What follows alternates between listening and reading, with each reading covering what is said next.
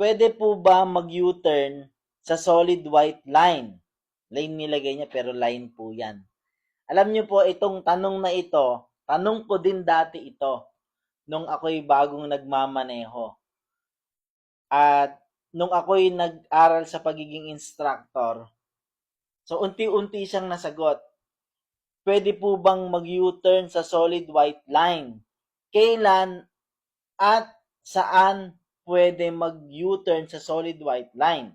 Alamin muna natin ang kahulugan sa pavement markings ng solid white line or yellow line.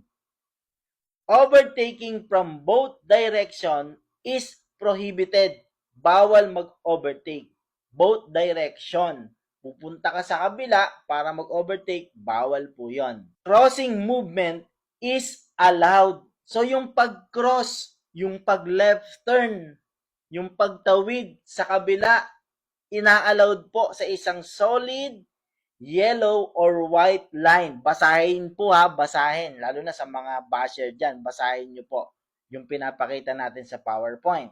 Dito po sa isang highway sa may Pampanga, may kanto po dyan sa kabilaan na yan. Hinarangan po yung gitna na yan para makaiwas sa congested na traffic. So dito naglagay po sila ng U-turn sign na makikita nyo po yung kulay blue na yan. Kahit solid white line siya, ayan po, may U-turn sign po dyan. Para maiwasan po yung traffic sa mga nagko-cross doon at sa mga tumatawid naman dyan sa highway po na yan. Kaya may U-turn slot po dyan. Ito naman po, yung isang galing sa NLEX or sa SCTEX, tapos paglabas po nila dyan sa dulo, dyan na po nag-U-turn yung mga sasakyan, no? Dito. Sa pagtawid mo, di ba, allowed mag-cross or pumunta sa kabila, nandiyan ka na sa gilid, iliko mo na po pa kabilang ganon. Kasi dito sa SCTEX po na yan, itong daan na to, paakyat na po yan, walang daanan na pa-U-turn po na maayos. So, dalawang lugar na merong U-turn sign na pwedeng mag-U-turn at yung isa naman po is wala siyang U-turn sign pero como siya ay solid white line na pwedeng mag-cross, pwedeng tumawid. So nakatawid ka na, hindi ka pinagbabawalang tumawid, pwede ka na ngayon kumabila.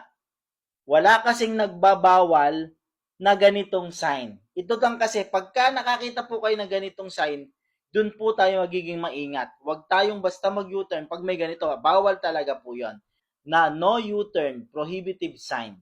May penalty po yan, may fine po yan. Pag umikot at tayo po ay nag-U-turn nang hindi tayo sumusunod sa sign po na yan. So, ang tatandaan natin, ina-allowed man tayo mag-cross at dahil maluwag naman, ay pwede tayong mag-U-turn.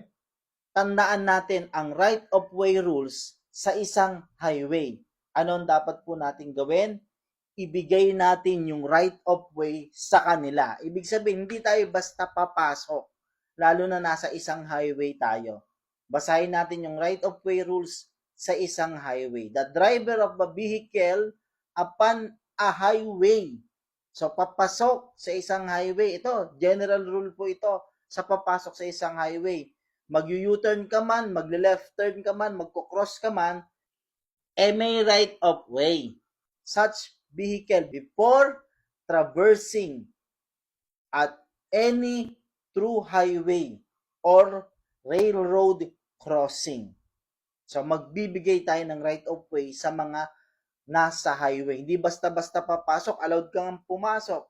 Pero pwede ka bang basta-basta ka nalang papasok? So mag-iingat po tayo pag nag-U-turn tayo sa isang mga kalsadang highway na po sa ating dinadaanan. Sana nasagot natin, sir, yung tanong kung saan pwedeng mag-cross o mag-U-turn pagdating sa isang solid white line or yellow line. Roden Machine Care, muli po, salamat po sa Diyos.